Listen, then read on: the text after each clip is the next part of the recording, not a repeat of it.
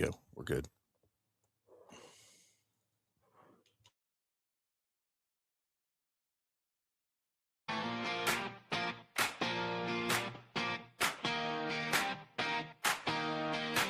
My top, Tampa Bay, let's roll, it's game day, Rays on the diamond, bolts in the sky, Bucs on the goal line, Bulls ride or die, from the tailgate talk to the bright field glow, you know where to go, it's the JP Peterson Show. All right, welcome in to another exciting edition, we hope, of the JP Peterson Show. Thank you so much for joining us on this Tuesday morning. And what a show we got for you. Breaking news, Bill Carlson will join us here. The swing vote for the Rays stadium plan. He has come up with a new plan to finance the deal, which everyone seems to love. We reported this last week. And we'll get more details on it today. A lot of shenanigans yesterday at the city council meeting. We'll check in on that as they're talking about getting attorney generals to investigate the mayor's office. It's a shit show here, Timmy. We try to build a stadium here, man, and Lord knows you guys get it done in Texas so easy.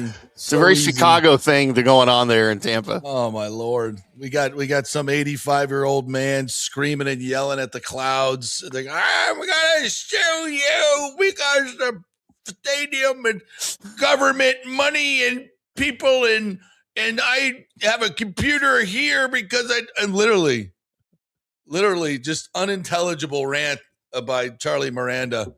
And it's just like, can somebody just put him off to the side while the adults get some business done? It's embarrassing. We all love Charlie, but it's getting embarrassing. And when stuff is this important, we got issues. But anyway, he sounds like an SNL character. Really, you know what? You nailed it. It's really what it looks like. I'm sorry that I don't mean to be mean, but you're in a position of extreme responsibility. And if you can't discharge your duties because you're just really old and don't want to use computers, well, that's a problem. That's just a problem. I'm not being ageist here. That's an issue. Right. If you're 86 years old and you're sharp as a tack and you're up to date and can use computers and cell phones and everything and understand the complexities of this deal, I'm fine. That's not what this is by any stretch of the imagination. So anyway, he really is a non-factor, so I don't worry about it too much unless he wants to file a lawsuit, and Lord knows where that would go. But away we go here. Bill Carlson will join us, and we'll talk about all things going on down there at City Hall and what's left to get done with this Rays deal. Again, we've been talking to Bill over the past couple of weeks, and since the breakthrough where he got to speak directly to Ken Babby, things have progressed nicely. And I think we're as close to getting a deal done as we've ever been. And I think it's really his vision and creativity here has created a pathway to get the deal done. And that's exactly what everybody wants. Most people want. So we'll talk to Bill Carlson at 11:30, and we'll get his thoughts on all of this. Also, we got some news that affects the Buccaneers in a real way. Quinnen Williams got his deal done in Dallas. So, Tim, I will prevail upon you to give me some details on that. I've kind of looked into it and how it affects perhaps the Vita Vea deal. And this makes the Bucs look even worse, quite frankly, to me. And I'll tell you why. Again, with the Baker deal and the Vita Vea deal, if you look around the league at comparable situations, the Bucs are the outlier here. They are the outlier, and that's the problem. So we'll dig a little bit more into that. The Rays with a rousing victory last night that just made me laugh. I'm staying up late, Timmy, watching this thing unfold. And I did not realize this, but Mark Topkin had this in his story today. This is the first road win for the Rays when they were trailing by 4 or more runs in the 7th inning or later since 2009. 2009. That's a long time ago. That's a long time ago. I was still working at Channel 8. That's a long time ago. Very long time ago. I only had 5 kids back then. Oh, my God, right? How the world has changed. Holy shit. We didn't even have StreamYard in 2009. Who's the reason we're late these last couple of days, by the way. We're blaming them, as we should. They're having technical difficulties. That's the program we used to get on here. So we apologize for that. But thank you guys, for you Petermans, for hanging in there with us. We're trying to rectify that situation and get started on time each and every day. But we'll see moving forward. We'll try to rectify that. But so we got Rays to talk about on and off the field. We got Bucs to talk about as well, as they get set to start practice actually at 10 o'clock. They've just started practice with the Jets in their joint practices up there in New Jersey. So we will keep our eye on the Twitter machine. And if anything breaks, we will let you know what's going on there at the joint practices for some of the eyes on that. By the way, we were set to do a Hurricanes preview today. Amon Richards going to join us. He's at practice right now. They changed Hurricanes practice, Miami practice. So we're going to actually record that this afternoon and bring it to you tomorrow. So we had a little schedule change there. So, but we can still talk about the University of Miami football a little bit today. We'll do that. But Amon will join us tomorrow. He was going to join us from practice, but I thought that might be a little wonky. So we'll just do it this way. So let's get going. We're going to talk obviously a ton of stuff with Bill Carlson later on. So I just want to do just a couple minutes on the stadium here, just to keep you up to date. So Carlson, we had him on a couple weeks ago. For those of you who don't know, I know a lot of you know all this, so it'll be a little bit redundant, but most don't. So the way this original plan, the financing plan, went through, they did not use the TIF tax or the CDD, which is a different way to finance big projects. And that's what Carlson wants to do. And in order to do that, they have to move some CRAs around and move money from different CRAs. All of it very plausible, all of it well received within the city and the county government. So that all of his plan seems to be very well received. It's well received by the Buccaneers or by the Rays. We reported that a couple weeks ago, that or last week, that Ken Babby was on board with what Carlson is talking about. So as Carlson is the swing vote, this basically paves the way to get this done. Hagan came out last week, the Hillsborough County chairman, and said, we want the city to vote first. So obviously Carlson is the key vote. He's the swing vote.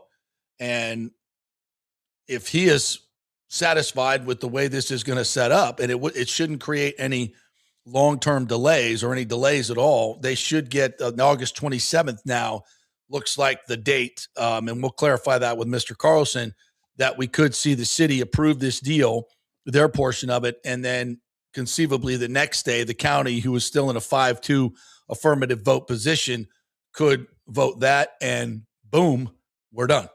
Well, we're not done, but we're closer. The shovel's in the ground. And I would caution many of you, when the St. Pete deal was done and I told you the deal's not done, there's still a long way to go. I still don't think Stu Sternberg is going to build this stadium. This looks like a real estate ploy to me, blah, blah, blah, blah, blah. And that's what it turned out to be. That's not what this is, because that deal was inherently bad because it was a bad deal for the taxpayers, number one. And it also counted on Stuart Sternberg coming up with $700 million of his own money, which was never going to happen. So from the very get-go, it smelled bad. That's not what this is. These guys obviously are well capitalized. They have the money. They have the desire, obviously, to get this done because they're going to make even more money. They are developers. They are financiers.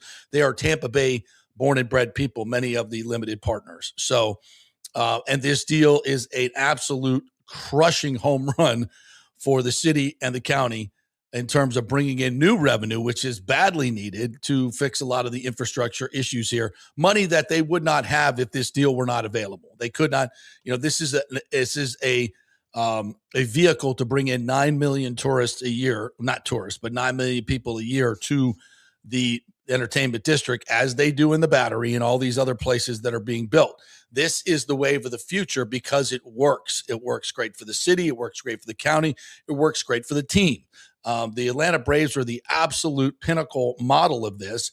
They're reporting record revenues outside of baseball season. That's the key. It's 365, 24/7 that they're making money, putting that money back into the baseball team to be successful, because you want to be successful because that draws in more people. What does that mean for you? Bigger payroll, new stadium, more accessible to the entire market. Fucking finally, we are going to do baseball right. And it's not just baseball. It's everything else that comes with it. It's concerts, it's Final Fours, it's Frozen Fours, it's SummerSlam, it's all that. And it's absolutely transformative. And arguably, Tampa Bay will have the best situation to host these big events because we have the weather. We have the Florida weather. We have the beaches. We have 2 major downtown centers. We have all the outdoor recreation that you can't do in Atlanta, in Dallas, in all these other places for Super Bowls. And whatever, an entire winter of major events, this becomes the epicenter of that. We have one of the greatest airports in the world, but this brings it all together. And if you look around, Timmy, and I believe you have some illustrations here, show us what Dallas has already come up with for the new Stars Arena that got passed in a week. This is the one in Plano? Yes, this is the one in Plano on the old Willow Bend Mall location, which to me is still a somewhat new mall, but I guess malls aren't things anymore. No. Oddly enough, both the Mavericks and Stars are building their arenas on former mall sites. So that should tell you something about the real estate in Dallas in the area. So, yesterday they just released the renderings. This is the rendering, of course, of the arena. And literally, so the lights, let me pull some of these things off here so you can see the lights there, the red lights and the white lights. That's our Dallas North Tollway. Okay. So this is on a major thoroughfare here, obviously. Mm-hmm. But obviously you see the green Stars logo, that building, that's the arena. Everything around that you see that's sort of lit up, that's the new development. All of that is all going to be brand new, and it is all an entertainment district. Wow. Office space, entertainment, condos, all of it is going in around the arena, and it's all part of the package, and it's already been approved. Yeah, the live, work, play already been approved. I hate you. But this, if some of these city council folks who are voting no would pull their head out of their posteriors and look at what the rest of the nation is doing and how they're doing it, could they just, we're not interested in that. That's not going to be a win. Everybody else is doing, and that doesn't mean you should do it. But it also says look at trends. You should always look at trends, and the reason everybody's doing it is because it works. It works. And I don't think there's a better situation, especially when you add the Hillsborough College piece of this, then none of these other places are building a college around it, which brings in a lot of people and money and a whole different level of economic impact and community impact. And again, it's just not baseball, it's concerts, it's everything else. And this is going to be a concert venue that is a destination concert venue. That's the way it's being designed. Mm-hmm. So it is an absolute no-brainer, except here in Tampa. So that the county gets it. The city hopefully will get it. Carlson is the swing vote. We're in good shape. As tough as it has been, and ridiculously so, we're in good shape. So we'll this out, JP. This is one of the funniest comments I've ever seen here that wasn't from Rick. From Buck in 0220. When will they be rebranding the team to the New Delhi Stars? I guess he's familiar with the city of Plano. It's a heavy Indian influence in that area. And do they like hockey? I don't think they go to hockey games though, Buckin. But sorry, I just had to go there. Yeah, we have one of those in Temple Terrace here. So there's a new name of Temple Terrace. Well, whatever. So yeah, it's unfortunately in some plated it's part of the culture. And anyway, look, they voted on it though. They're citizens, they're residents. Like they had to vote in all of this, and they approved it. So I'm happy. Well, even those folks like money. Yeah, that's how that works. They're no dummies. Yeah, absolutely. All right, so let's go to the Rays on the field last night, Timmy. As I mentioned, for the first time since 2009, they're down more than 4 in the 7th, and they come back and win it. Lopez started for the A's last night, and he was really good, and he made a lot of Rays batters, especially Carson Williams, look silly. He was just really good with his breaking stuff and was pinpoint. And, it's times like that where you look at this Rays team and you go, man, this offense, right? And then they bring in Seth Johnson, former Rays farmhand, and within 4 pitches, it's 4 runs. Just like boom, boom, boom, boom, boom. 4 pitches for minor leaguer Seth Johnson, writes Topkin. Diaz singles for his 3rd hit of the night. Aranda singled, and Caminero snaps an 0 for 15 with his 34th homer of the season, and it was a bomb. And right back after that, it's a 1-run game. Chandler Simpson gets a nice knock. And boy, is he just hitting the ball tremendously well, getting on base, hits after hits for him. Ryan Valade, the first eight batters reach base, and no outs. Johnny DeLuca singled. Then Chandler with a sharp single right back up the middle makes it 6-6. Fortes walks. Taylor Walls comes up with a 2-run single, just blisters one. The Rays go up 8-6. Pinch hitter Liam Hicks struck out on a ABS call. And then Diaz delivered the sac fly at Aranda, got an RBI single, made it 10-6. Tyler Wells comes in, it just blows people away, our new reliever. Yandy Diaz, by the way, started the game with a 440-foot home run, 110 off the bat. So it's, again, this team it continues to find ways to win. They don't quit. They catch everything. They hit. They run. They small ball. They smart ball. They pitch the hell out of it. And Peralta pitched last night. He wasn't spot on, but gave you a quality start. Kept you in the game. Started slow, but he. Yeah. Roycroft's awful. We got to get rid of him. So he poured gas on the fire. But then the Rays just come back to win their 7th game in a row. They're now 72-46, 26 games over 500. They're 6 games up on the Yankees in the AL East with 50 some games to play. Mm-hmm. So that's a hefty lead. That is a hefty lead. 44 to play. This team is it's tremendous, and they're going to get better. They're going to get better. A little concerned about Griffin Jacks, who takes his place in the rotation. Hopefully, McClanahan can come back from his issue with his back. It wasn't an arm, not necessarily a shoulder, so hopefully he can come back and continue to give us some good starts. I know he's had a little bit of a lull, but still, it's. I expect Shane to be able to come back and pitch well. So they're in good shape. They're in really good shape. And Snyder's going to put this together. They could still bring up Jacob Melton. I hear people talking about Gavin Lux could come back. I'm not quite sure his situation. But the bottom line is this freaking team, Timmy, is just they're the best team in the American League. I saw Jeff Passan on this morning. And, of course, they talk about the Dodgers coming back to beat the Royals, blah, blah, blah. But the Skubals' second start, which was average at best.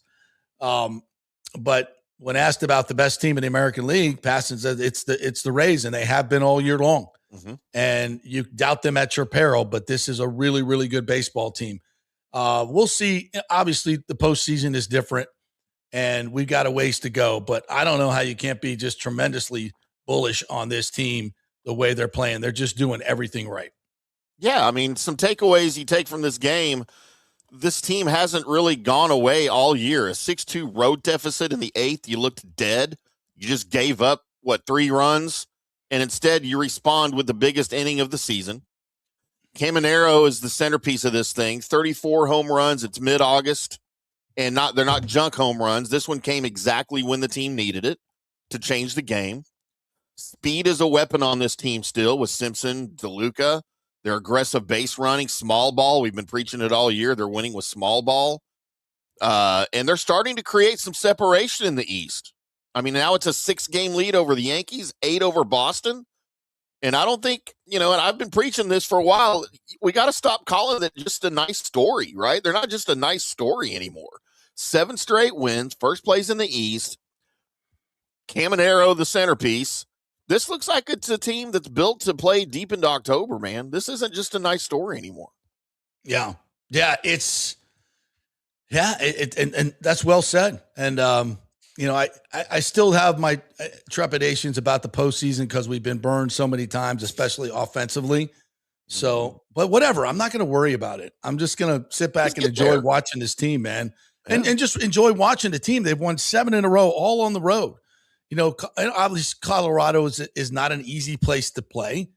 And they've played well against American League teams that don't often go there.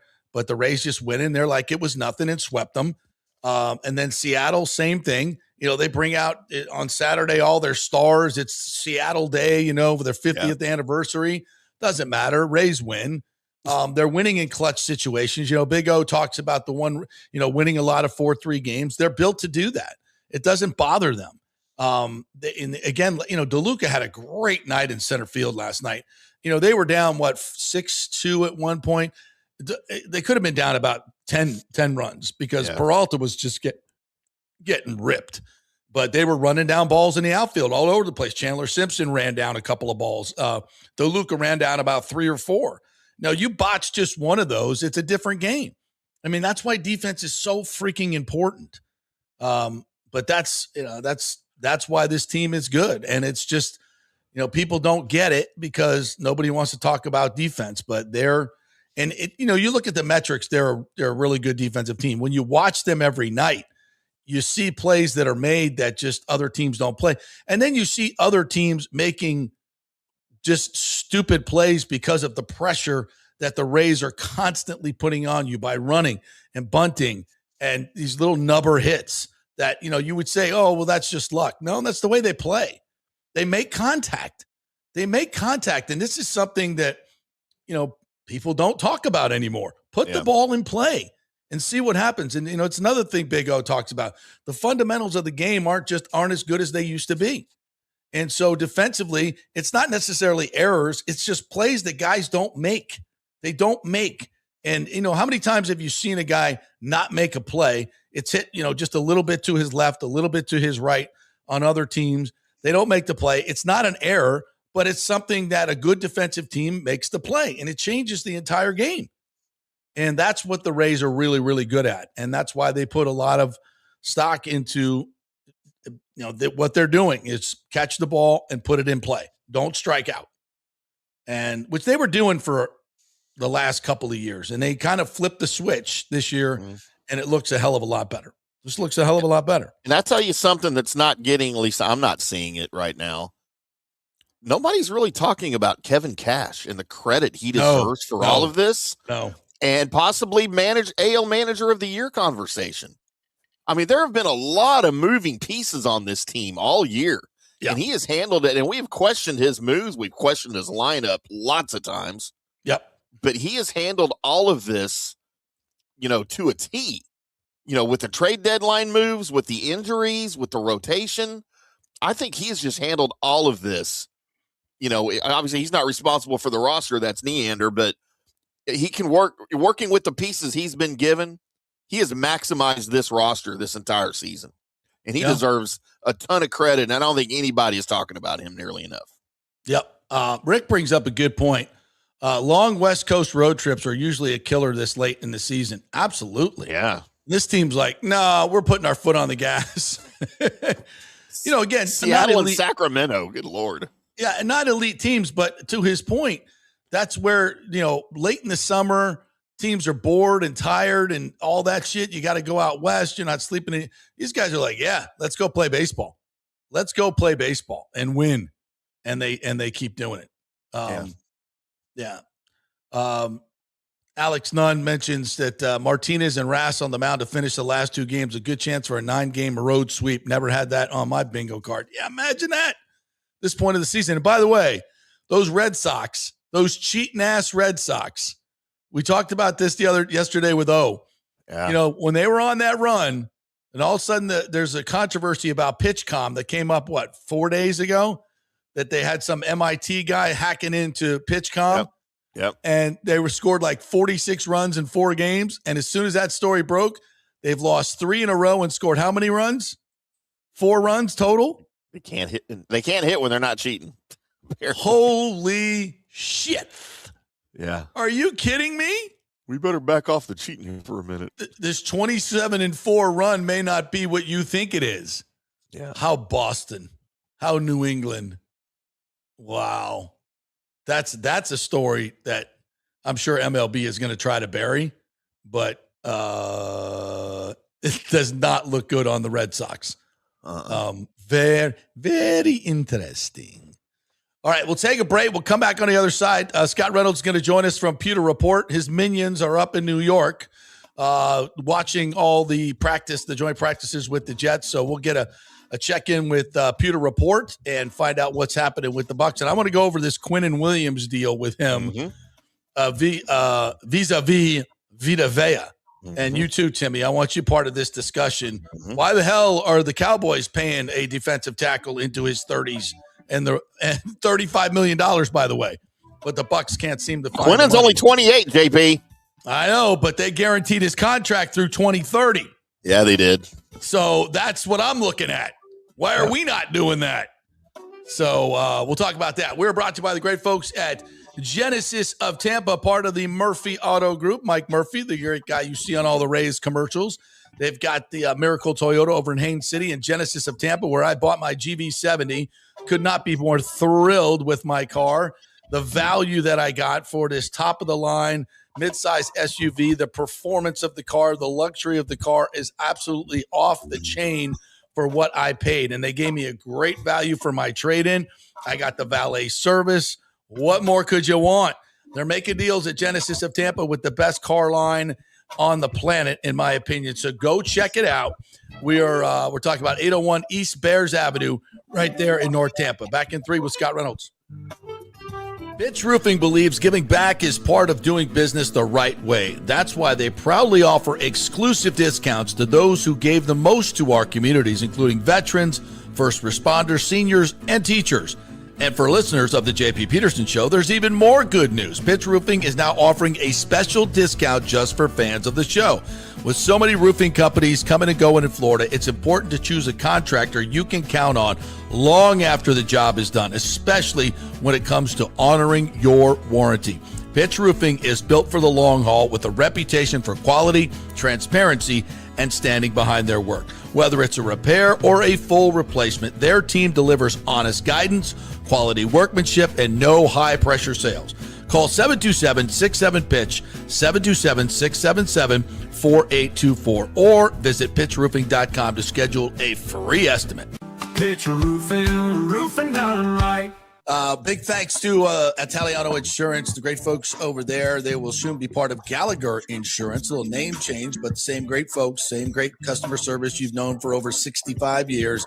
They do all the work. You save all the money. ItalianoInsurance.com at 813-877-7799. Hey, guys, you already know that Riveters is the best sports bar in all of Tampa Bay, but now it gets even better for Rays baseball season. During all Rays games, check this out, $6 Tito's, $6 Jack, $6 margaritas, all during Rays games. Are you kidding me? And that's always a great pour from the great bartenders at Riveters. Great service, great food, everything is fresh, nothing is frozen. And let me tell you, if you want baseball and wings, you will not find any better than Riveters. Their sauces, like the blue cheese and the ranch and everything, is handmade, and the wings are big and they're perfect.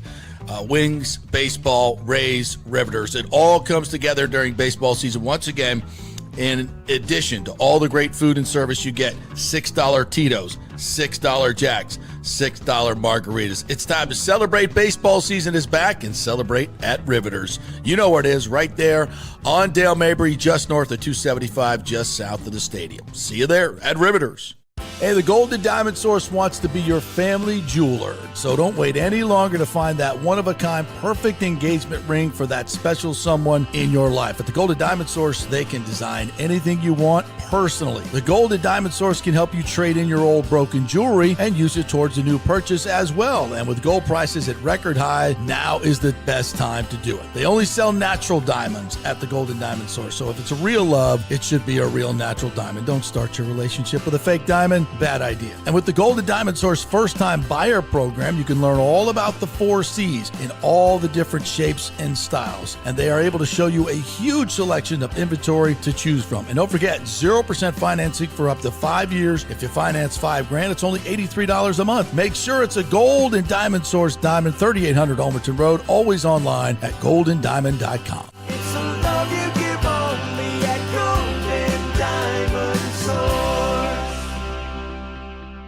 Hey, JP here for Genesis of Tampa and the Murphy Auto Group. I think the best way to experience a business is to use that business. And I just did at Genesis of Tampa. Just bought a GV70, a 2023, and it feels and drives all new. It's an absolutely fantastic car. The technology, the comfort, and the price, absolutely outstanding. Frankly, I never thought I could get into a car like this, but they made me a deal I could not refuse. And I also get the VIP service where you can just drive right up, their pit stop service. They'll top off all the fluids, make sure your air in your tires is good, new wipers if you want them. If you need extended service, they will come to you, bring you a courtesy car, and then bring your car back. What more do you want? The experience was just VIP all the way. And you can get that at Genesis of Tampa. And don't forget, you can get extended warranty, which I did. So I have worry-free miles up to 100,000, and all they do is just take it in. Actually, I don't have to take it in. They come to me. It's perfect. It's Genesis of Tampa right there, 801 East Bears Avenue, right off of 275. Go see them and tell them JP sent you. Let's go. Right now, back to the show on FanStream Sports. All right, well, welcome back to the JP Peterson Show, brought to you by the great folks at Riveters. Go check it out. Rays, Wings, Riveters, baseball, all that good stuff. There's always happy hour during Rays games. So as we get through here in August, September, and October, where the Rays will be playing in October, no better place to watch it than Riveters. They're part of the Rays Watch Party family. They do all kinds of swag giveaways and, of course, the great food and the drinks at Riveters. Go check them out right there on Dale Mabry, right next to that old spaceship. All right, let's chat with our good friend Scott Reynolds. We gave you a little time off during the summer here, Scotty, although I know you've been working your ass off. Welcome back to the show. Good to see you, man. Appreciate it. People have been asking, where's our Pewter Report, guys? Is that we We're back. That time. We got to give them a little bit of time off. So how are you? I'm good. How are you? Good. I'll jump right into this. You got your minions up there at New Jersey watching the practice. Any intel yet? What's going on? Yes, Alex Anzalone picked off Geno Smith already. Really? All right. They did. It just happened. Our intrepid reporter Matt Matera just tweeted that out on the X machine about 2 minutes ago. So make sure you follow Pewter Report, follow Maddie there. And we really appreciate you guys going up there. And I noticed you're not in New York. I am not in New York. Yeah, you pick. You're a vet. You're a wily veteran. You pick and choose your spots, don't you? Well, yeah. And the thing is Matt is from that area, nice, Massapequa. So he knows where all the bodega are, and I don't. So why would I want to go up there and have to learn the terrain? You don't need that. I don't need that. Yeah. So I mean, if you're going to go, though, now's the time of year you want to go. You don't want to go in wintertime. Okay. I have no desire to go to New York. I just I'm with you. Yeah, I have no desire. I mean, I love Florida. I'm happy here in Florida. I'm going to be in Jacksonville for the joint practices against the Fighting Liam Cohens in about 2 weeks. So I'll be there.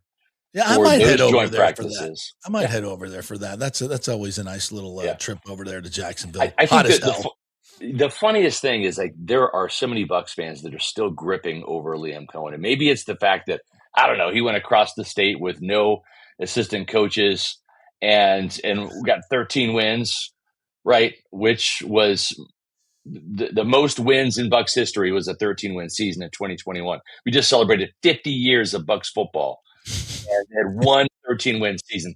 That dude goes across the state to the Jacksonville Jaguars with Trevor Lawrence and took a 4-13 team, turned it upside down to a 13-4 team, made the playoffs, won the division. So, but a lot of fans, maybe it's jealousy, I don't know, but they still Liam Cohen. But the Bucs are totally fine with Liam Cohen. I was there at the NFL annual meeting and I saw Jason Light yucking it up with Liam Cohen. Just business. They obviously, it's just business. They obviously plan these joint practices. Todd and Liam spoke for the past 2 years now at the NFL annual meeting. There's no bad blood whatsoever. It was a little angsty when it first kind of happened, the way it went down. But ultimately, you can't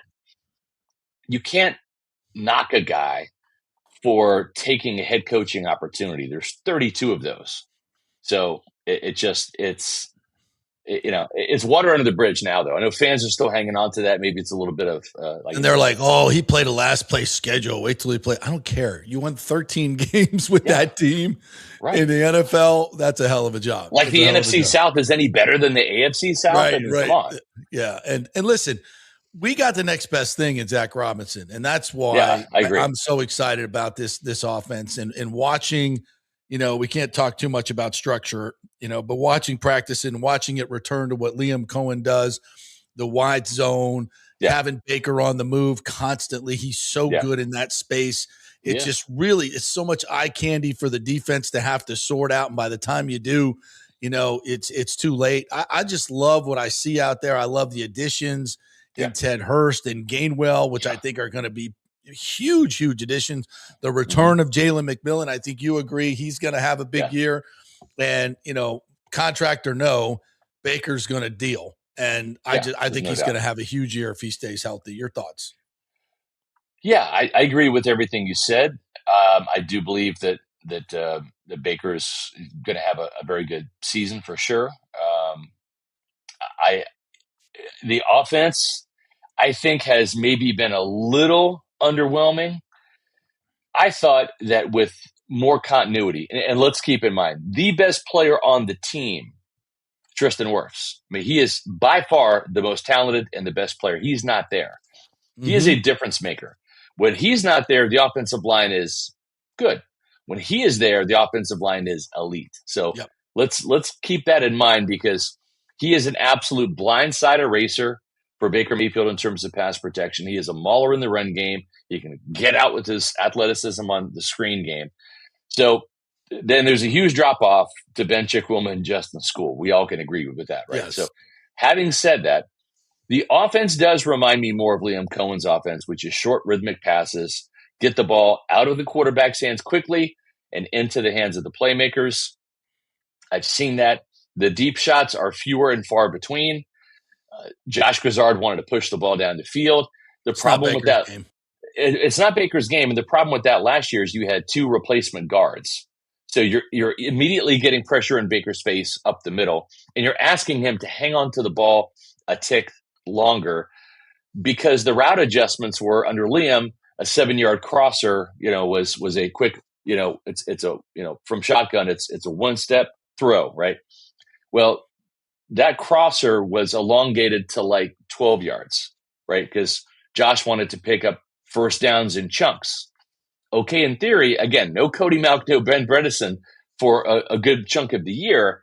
And Baker didn't have that extra tick that was necessary to, go back, hang. And these receivers had to go 5 more yards down the field in terms of their depth. Doesn't work. And Chris Godwin is not Tyreek Hill, right? I mean, it takes old man a little bit longer to go those extra 5 yards. So same thing with Emeka Egbuka. Jalen McMillan was out a lot. We know that Mike Evans was out as well. Tez was learning the offense. It just didn't work. And I think now this is more suited to Baker's strength, where it's get the ball out.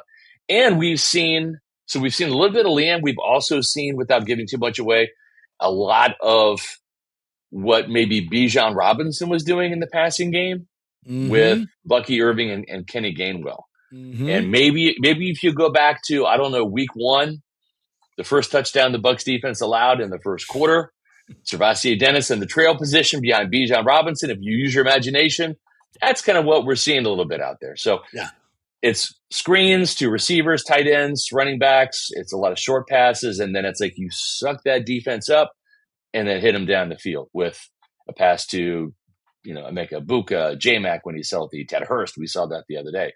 So I like it. It's not an offense that I think is like going to be super explosive. But if you go back and look at Liam Cohen's offense, it was explosive on the scoreboard, but it was just a chain moving kind of offense, because Baker was completing 71.4% of his passes. When you do that, you move the chains and you keep the drives going. And sometimes when you take those shots, and you're taking a shot from 42-yard line and you're trying to, get a chunk play on first down or second down, all of a sudden, you don't get that conversion. And now it's Chase McLaughlin time, where I think with Liam Cohen, it was more, hey, we're going to keep driving into the red zone, then into the lower red. We're going to keep driving until we get into the end zone. Right. And I like that. The flip side of it is, these joint practices are going to be interesting because, again, the Bucs offense has looked good but not great. It's not like they're going out there and just lighting up this defense. No. And I kind of expected them to maybe do that because this defense on any given down has 4 rookie starters out there and 5 new players. That's right. Almost half the defense is brand spanking new. Alex That's a good Anzalone, thing. Josiah Trotter. It's a very good thing compared to last year. But you've got Alex Anzalone, Josiah Trotter, 2 new linebackers. You have Reuben Bain, a rookie at edge. You've got a rookie at cornerback, sometimes 2 with Keontae Scott and Aiden Garnes on the field. And it's not like they're getting picked on or, like getting schooled. I think these rookies are actually holding their own. You can tell they're mature. They're serious about their game. They have high football IQs. I think the biggest surprise at camp is how quickly Todd Bowles' defense has come together. And maybe that's part of having an experienced play caller on the other side where Todd doesn't have to babysit the rookie first-time play caller anymore. Maybe he's just saying, hey, Zach, I'll check in on you, but I'm going to go concentrate on, the defense, my side of the ball. So I love the fact that the defense actually came out and dominated the first week of practice. We saw the offense kind of strike back on Sunday. It was way more balanced, and I think maybe even the offense was slightly better. And no interceptions either. That was a good thing. We've seen a lot of picks from the defense, which you love to see, and you don't really care that Baker or Jake Browning's throwing interceptions because this is the time to do them. Right. So see what you can get away with. Absolutely. All right. So let's go. I want to talk about this because it's kind of breaking news, and we've hit Baker's contract, which I'll just say, if you look at the comps around the league, those guys are getting paid long-term deals. Baker is not. Same thing with Vita Vea, and it just happened again with Quinnen Williams. Now, I understand Quinnen Williams is 3 years younger than Vita Vea, although he's entering his 7th season. Vita's entering his 9th. There's a 2-year difference. I go by seasons, not necessarally age. Yeah, but Vita was 25 when he entered the league, so he was an older player too. So the bigger point is the Cowboys just guaranteed his contract through 2030 when he is going to be 31 years old. Did I get that right? No, into his 11th and 12th season. I'm going by the seasons, which is where Vita 10, 11, and 12, they just guaranteed the Cowboys did at $35 million. He's younger. It matters. But I'm talking about no. Listen to me. Listen to what I'm saying. They guaranteed his contract in his 10th, 11th, and 12th seasons. Right. So they're paying him when he's older. I'm looking into the future. They're paying him $35 million. He's going to be 31 in that final year of his deal. But he's going to have only 2 seasons. How old is Vita right now? Vita's 31. But he's entering his 9th season. He's entering his 9th season. But Vita played through his senior year. They're guaranteeing his 9th. But Quinnen Williams came out as a sophomore. So I'm just telling you, this is the reason. And the reason is Vita's 31. And this team, you go back through from Simeon Rice to Shaq Barrett to JPP, and Ndamukong Suh was still good up until 32. At age 33. 35 years old, he was good. 35, he was with the Eagles. So he played with the Buccaneers when he was 35 years old. Well, the last year and won the Super Bowl when he was 34, I believe. So he played. I'm going to fact check you on that. Yeah, fact check me on that because I went back and looked it up, and that's what I remember. But my memory is not very good. And I think talking to Charlie Strong, who coached him last year, he believes Vita's got 3 good years left in him. And this is a Cowboys team that's guaranteeing him $35 million. Vita's not asking for that. He was 33. Suh was 33 when he won the Super Bowl. His last year in Tampa was 34. He was done by then. And then he played with the Eagles at age 35. But so we're both kind of right. Yeah. But I'll say this: this is Vita's last year in Tampa. It just is. Look, and I will tell you this too, from the Quinnen Williams standpoint in the Cowboys, if Quinnen Williams is 31 years old right now, they're not giving him this contract. Right. They're giving him this contract because he's 28. The other thing, too, is how much draft capital but they're did they guaranteeing give up to the contract till he's 31 years old, 32 years old. Okay, so, season.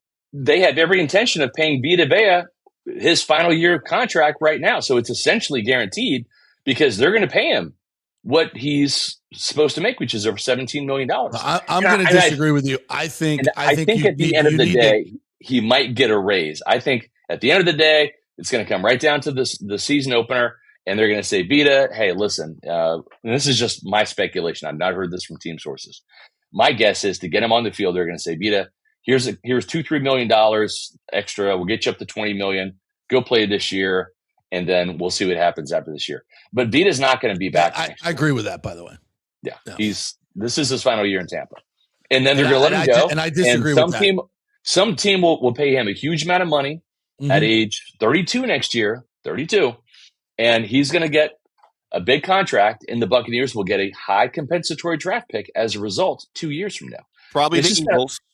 That's what they do. Probably the Eagles, yeah. And the funny thing is, they'll win another Super Bowl because of it. The funny thing is you've got Bucs fans that are livid every year around draft time because they're like, why are the Eagles and the Ravens getting all these compensatory draft picks? We don't get any. It's because Jason Light has re-signed all these players. That's what happens. When you re-sign your players, they don't hit free agency. They don't go elsewhere. You don't get the compensatory picks. But when they do, which is rare, and we've seen that now with Mike, we're going to see it with Vita, might see it with Yaya Diaby if David Walker shows up this year. Might see it with Yaya Diaby. Yeah. He's going to get, $25 million next year? Maybe $30 million if he blows up opposite Ruben Bain. And you got Ruben Bain and David Walker on their rookie deals for at least 2 more years with Walker and 4 more years with Bain. Yeah. So I'm just saying, who are you going to pay? So who are you going to pay?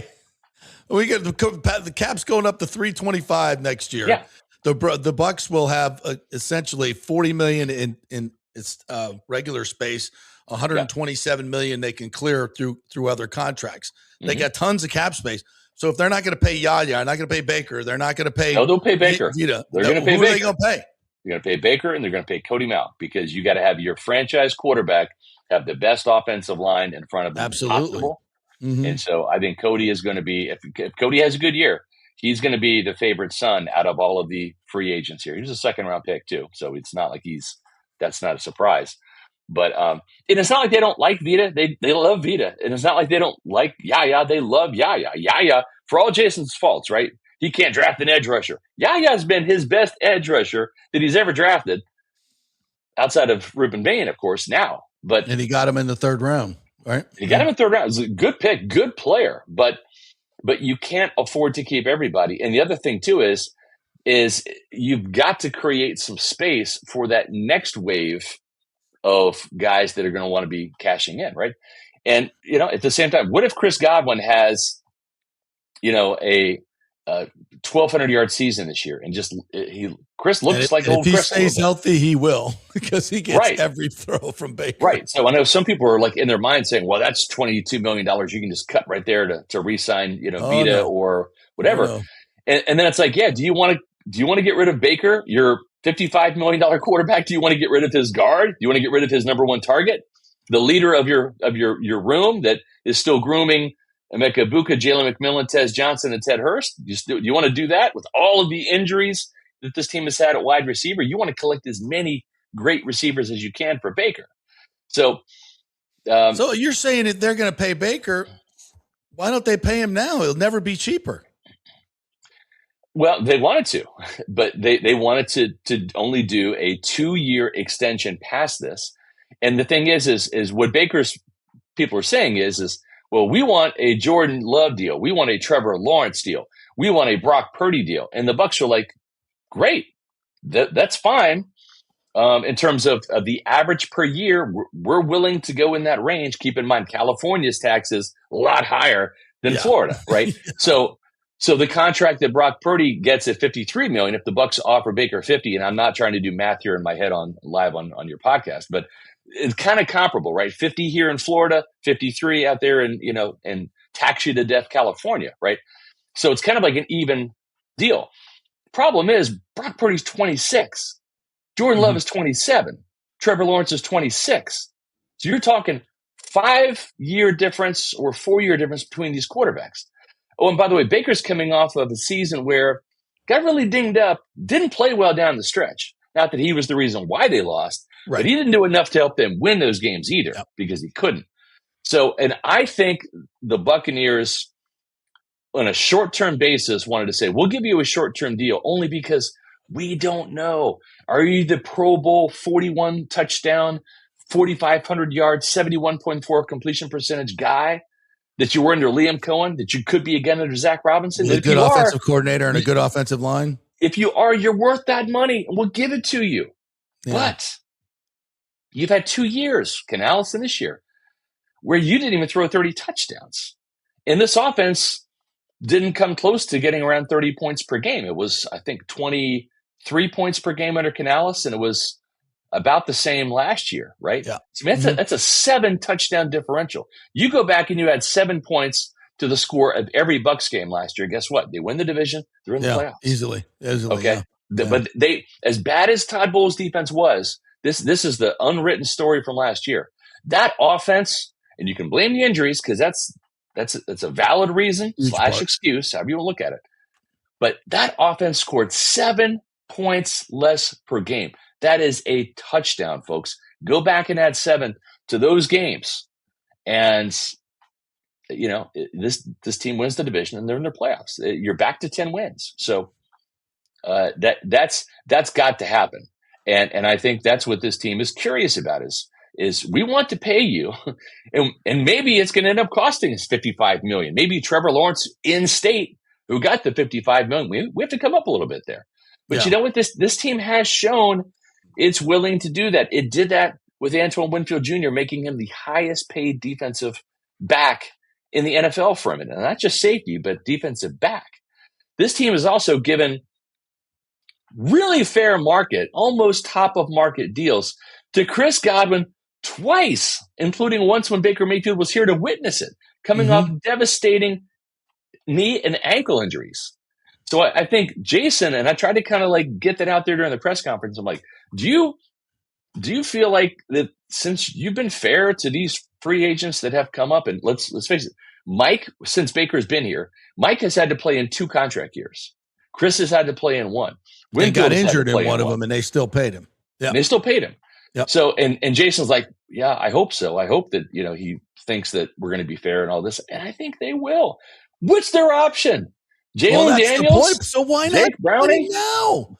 Why not guarantee the extra year? We're squabbling over 1 year when he's 34 years old. And Josh, I'm not going to ruin it. Josh Gapo, I think, has the reason. What's that? And I'm not sure. You're going to have to read it today on pewterreport.com. But it's something that enlightened me. Dog. Yeah. But read it. I didn't think about this because my brain does not work when it comes to math. Yeah. Josh's brain does. And there's a little thing called escrow that owners have to do with guaranteed contracts. Right. Oh, so it comes down to cash flow. Yeah, we talked, and that's what bothersome is who has more cash than the Glazers, for God's sakes. Well, but it's not just who has the cash, but when you have to put that guaranteed money aside, and that's what the NFL collective bargaining agreement calls for. Yeah, you have to set aside the guaranteed money. So if you guarantee Baker $140 million, okay, let's just throw that number out there. Yeah, you have to take that money out of your bank where you cannot collect interest on it. There is no liquidity in that. You cannot invest that money. You cannot buy anything else with that money. You have to take that money and you have to give it to the NFL and park it into an escrow account. And you can't touch it. So it's different. It's different when you have guaranteed money for Ruben Bain or Tristan Wirfs, and it's $7 million here. It's $10 million here. This is a different stratosphere, right? You're saying these other teams do this all the time, but the Glazers don't want to do it? They've never had to do it before. I know, but the other teams do it all the time. Well, but not every team does it either. How many quarterbacks, how many contracts are out there that have quarterbacks making $50 million or more? I mean, I think we're talking what at this point? It's about 14, 12? I think. Yeah, 12 maybe 14, right? Yeah. So that's like that. That's less than half the league. Yeah, less than half the league is doing this. The highest, the biggest contract this team has ever paid out to anyone in the history of the Buccaneers, the Glazers paid $100 million over 3 years to Baker Mayfield. That's an average of $33.3. And how much of that was per year. guaranteed, as I recall? 70? I want to somewhere in that 60, neighborhood. Yeah. I think it was 62 but then years. then they guaranteed this year. Yeah, right? it was two upfront guaranteed, Right. like 60, and then right. they so went back it ended up being fully guaranteed. But they did that at the last minute. And again, whenever you guarantee a year, you got to put that in escrow. And not at one time. So they had to put 60, and then the 34, I think, came in 2 years later. So you have to your point. They didn't have to put like 90. Yeah, you have to put 2 years worth of escrow. Okay, and if it's a 3-year thing, like let's just do real simple math. Let's say it's $150 million guaranteed money over 3 years, $50 million a year. Let's just use that to not fry my brain. The Blazers have to put $100 million in there, okay, into escrow, and they can't touch it. And then and obviously it's going to get paid to Baker. Like here's your $50 million, and then when he gets to the third year, okay. They essentially, here's your $50 million. They take it from escrow. Here's $50 million, right? So you have $50 million left. Then they got $50 million more in. Right. Okay. Right. So for multiple years, that's $100 billion.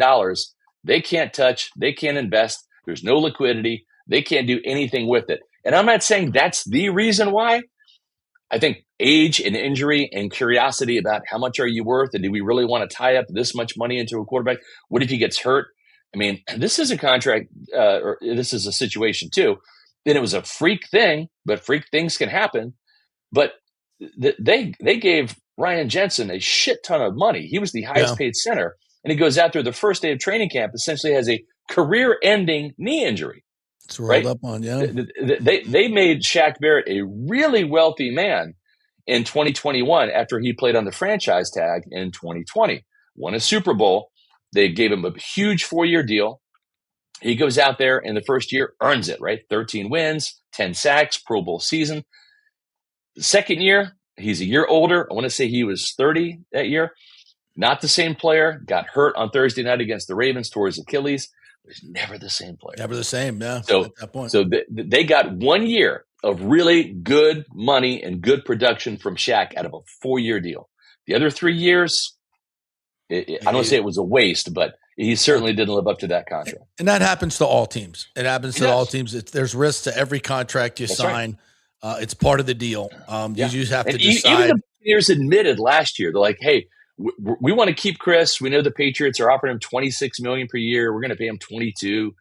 He took less money, hometown discount to stay here. And Jason Light even said, we want to re-sign Chris, and this is really more for 2026 than it is 2025. They were not expecting him to come back and have 1,000 last year. Yeah. So everybody knew that. But now this is the year where it's like, okay, Chris, if you want to stay a Buccaneer and earn this money, you better go out there on the field and do it. And I'll tell you what, he's had a really, really, really good training camp. Oh, awesome. He's been the best receiver, in my opinion, in terms of consistency. At this stage of the game, he is a glorified possession receiver, and there's absolutely nothing wrong with that in this offense. Yeah. He's going to get a ton of targets. Yeah, absolutely. I think his over-under is like 650 yards, or it was a few weeks ago. I would smash the over on that. The only thing, if he's healthy. And Gainwell as well. Gainwell's going to get a ton of carries, and he'll probably I think Gainwell will get more touches than any Buccaneer this year if he stays. I agree. I think you're spot on there. Yeah, between catches and carries, I totally see that. All right, I'll let you get back to watching what's going on. We got some more. We got some breaking news here.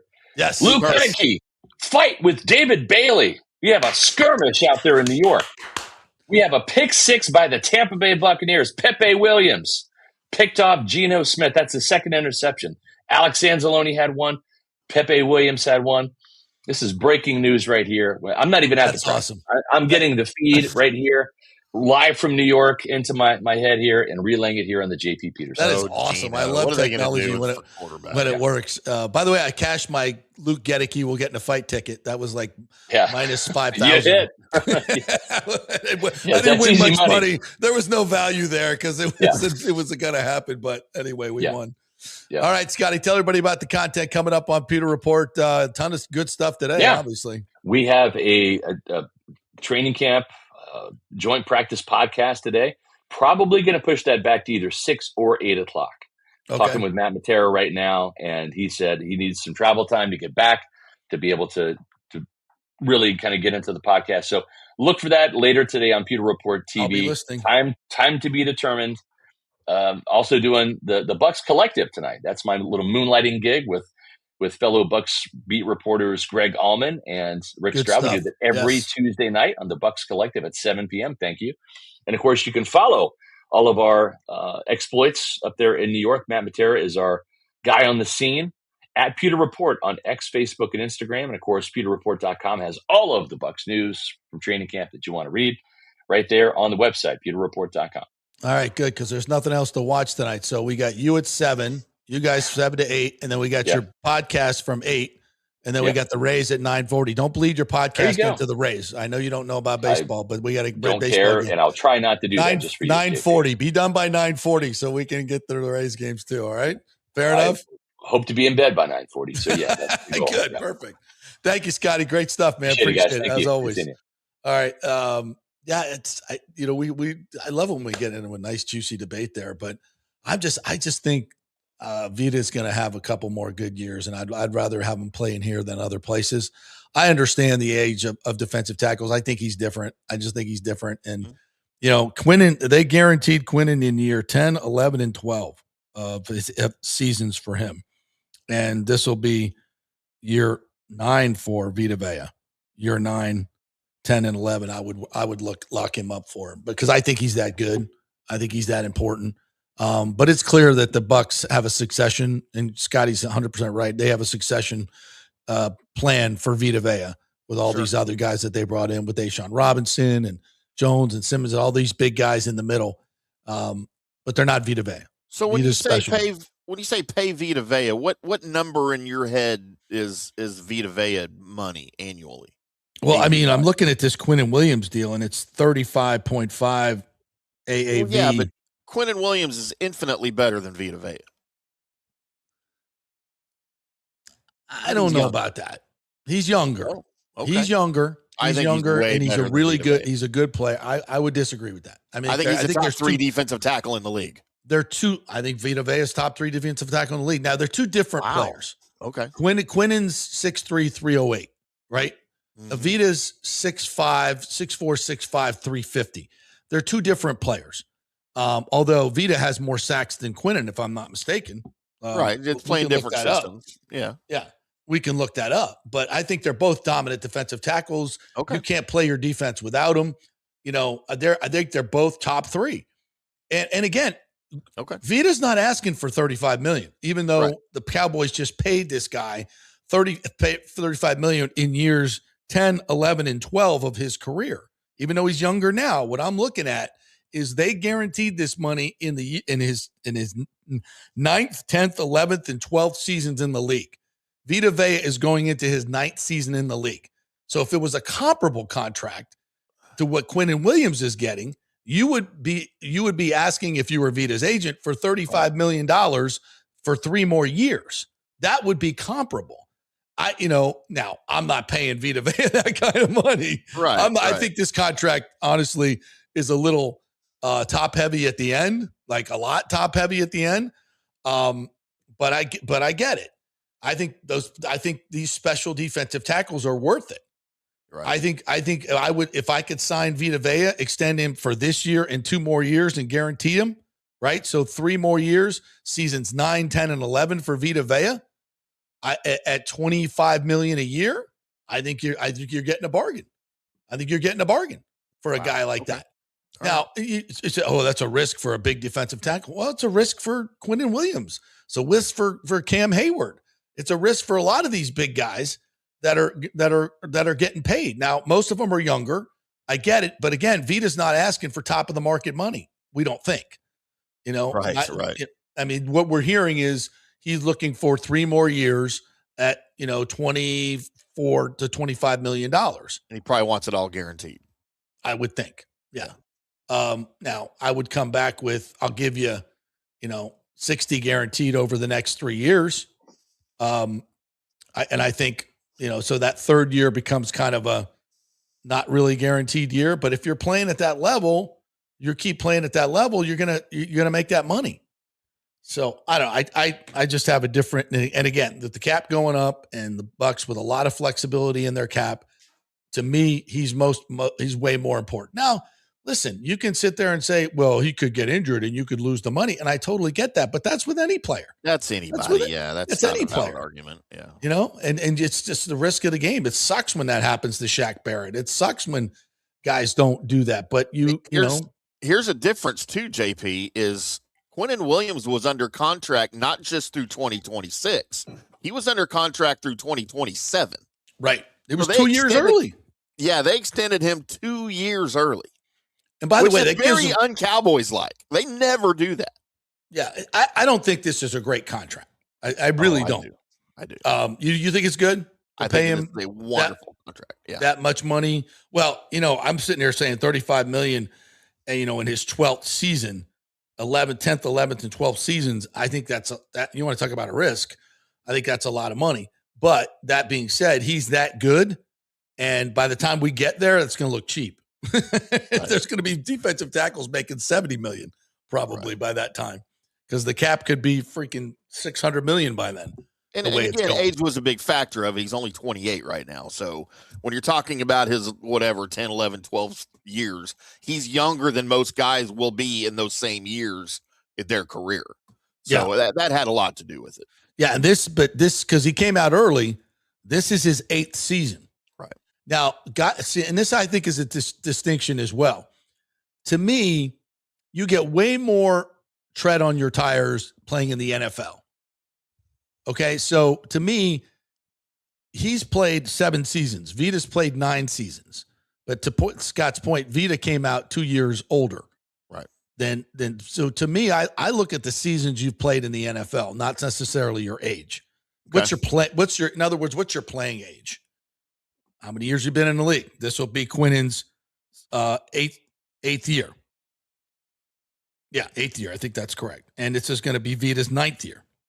So they're closer in terms of their service in the tread on their tires. So, but age does matter. It does still matter. I get that. But to me, how many years you played in the league is more important than your age, especially as a defensive tackle. And here's another very important aspect of this for the Cowboys, as I discussed on my Cowboys Daily Blitz this morning live at 7 a.m. when I was talking about what this means for the George Pickens contract. The Cowboys, they've been called cheap, they've been called frugal, however you want to describe it. They are now showing a willingness to pay the guys that they believe are their core guys, okay? They believe Quinnen Williams is a core guy for their future, all right, at 28 years old. George Pickens, they're not paying him. He's on the franchise tag this year. Right. He's probably going away because they've already got CeeDee Lamb, obviously, that they're paying. They've got Dak that they're paying very heavily.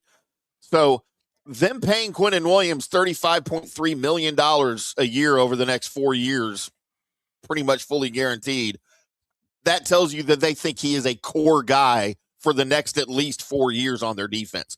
Do the Buccaneers believe that Vita Vea is a core guy on their defense for the next 3 to 4 years? That's a big part of it. I mean, I don't know if they do or not. That's something they have to ask. Yeah. Yeah. I listen, I think both of these guys are superstars and they change defenses dramatically. And, even Todd Bowles has said that. Just turn on the tape and watch it. He just mashes people unlike anybody in the league. He drives 330-pound centers back into the quarterback like they're on skates. He demands a double team on every single pass play. And that opens up so much for everybody else. And so who, I don't want to play opinion, without him. Yeah, no, and I get it. I love Vita Vea, but who, in your opinion, is more important to this defense right now and in the next 2 or 3 years? Is it Yaya or is it Vita? Vita. Because you got Bain and Walker, maybe. I don't want to say it, but if I had to pick, Vita. Okay. Yaya's a good player. He's not great. Yeah. No, I agree. What is he topped out at? 7.5 sacks? But they're talking about paying Yaya Diaby and not Vita Vea. Oh, I would disagree with that. Right. And it kind of depends on what Bain and Walker do. I mean, if Walker becomes that guy, that can get double-digit sacks, can be a Shaq Barrett, that type guy opposite Bain, well, then, yeah, you want Vita Vea. He's that special. I don't want to see either one of them go, and you should be able to keep both of them.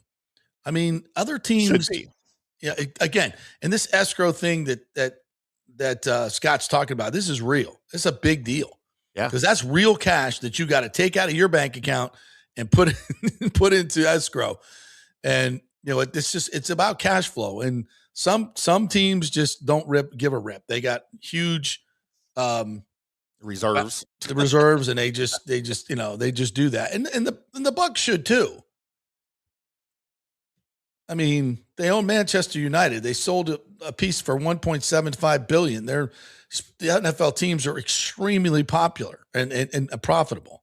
Right. I mean, I don't know. This should not be a money issue at all. Well, it seems like it is. Again, to take it back to the Cowboys and their situation, they can pay Quinnen Williams and they can pay George Pickens if they want to. They have the money to do all of it. The question is, do they want to pay both? Is that priority the same priority they have on Quinnen Williams? Do they have that priority on George Pickens? And I don't think they do, and that's why I don't think they're going to pay him. They're going to put that money somewhere else. It's the same question for the Bucs.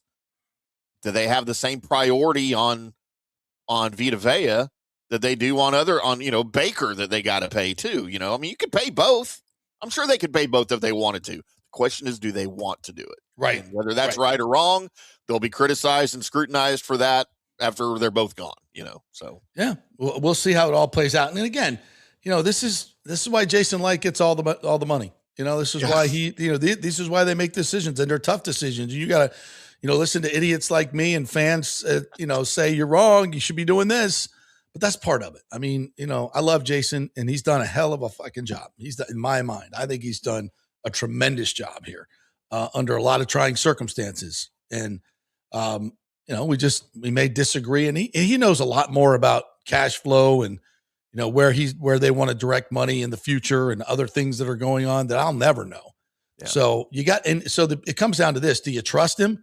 Yeah, I trust him. I absolutely do. I just, from my vantage point and what we do, we got to look at the information that's available to us and make a call and have an opinion, have a take, and go with it. And we all discuss it. That's the fun of sports. That's what we're doing here. It's not personal. I'm not sitting here calling him names and stuff. Except good and great. He's done a fantastic job. I don't know what more you can ask for. So he brought Tom Brady here and won a Super Bowl, for God's sake, and kept your team competitive and into the playoffs. I mean, bottom line is that there's tons of teams in this league that would kill for that record. We talk about college coaches, and when they win a national championship, that buys you a good 5 years of doing whatever the hell you want, right? At that program, I think it used to. I mean, Jason Light's going to get some passes for just bringing Brady in and winning that Super Bowl, right? I mean, you would think. Yeah. Well, we're now 6 years removed, 5 years removed from it, though. Now, so yeah, but they've in a crappy division, but they've gone to the playoffs. Yeah. 3 out of the 4 years. So there's one other team in the league that can say that over that span, and that was the Chiefs. So, I'd say that's a pretty good job. Pretty good. Pretty good. All right, let's take a break. When we come back, I want to get to your comments, and then we got Bill Carlson coming up at 11:30. So, quick break. We're brought to you by the great folks at Italiano Insurance, soon to be Gallagher Insurance. Same great customer service, but more options, which means you can save more money. Let them do all the work, do all the research, check all the companies. You save all the money. Just give them a call, 813-877-7799. One of the best small businesses in Tampa Bay, as named by the Chamber of Commerce. It's Italiano Insurance. Back in 3. Well, the folks at Third Generation Plumbing and AC want to say thanks for making them so dadgum busy. Of course, advertising on your favorite Tampa Bay sports talk show helps, but it's their incredible customer service, honesty, and integrity that have earned them tons of 5-star reviews. And now you could be part of the team at Third Generation. Yes, they are so slammed, they need to hire more certified AC technicians and plumbers. It's a great family business to work for. My buddy John Rodriguez runs an old school family business since 1995. They pay well, give you all the holidays off, and they offer great benefits. No cold corporate atmosphere here. You're part of the family. If this sounds cool to you, call them and apply at 813-961-8024, or you can email your resume in at thirdgenerationplumbing.com. Just go to the website, you'll see the button, email them, or call them at 813-961-8024. And don't forget about the $169 yearly maintenance special. It's a no-brainer, guys. thirdgenerationplumbing.com, and they also do AC. Ciao, Paolo Tini here, owner of Caffè Paradiso, voted number 3 People's Choice Award on Open Table. I want to thank all our loyal family of customers that have been enjoying our great traditional Italian dishes we make from scratch every day. It's a great family story we're proud of. Our family moved from Rimini, Italy in 1984. My dad, Caesar, started Donatello, and that's where I got the start in the restaurant business. I started Caffè Paradiso on South McDill in 1995, and we've been there ever since. From our traditional ossobuco, a veal slow roast for 4 hours, to our daily fresh catch, the Gruppo Paradiso, with a piccata sauce and lobster claw meat, homemade pasta like lasagna, farfalle salchicha, which is a bow tie pasta homemade with fresh sausage. Hold on a minute, JP's favorite. I love it. So come and have a glass of wine with me on South McDill. Get a reservation on Open Table and see all our 5-star reviews. Ciao, see you soon at Paradiso.